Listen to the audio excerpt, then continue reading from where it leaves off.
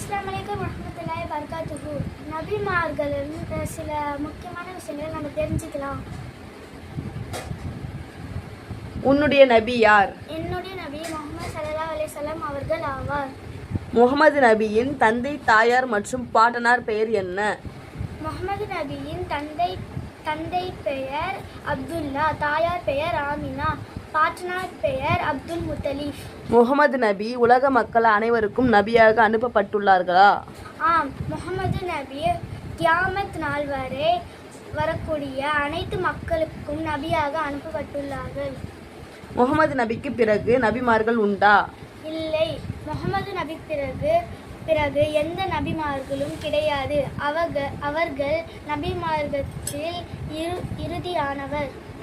நாம் உலக மக்கள் அனைவரையும் விடவும் யாரை நேசிக்க வேண்டும்? நாம் உலக மக்கள் அனைவரையும் விடவும் நபி ஸல்லல்லாஹு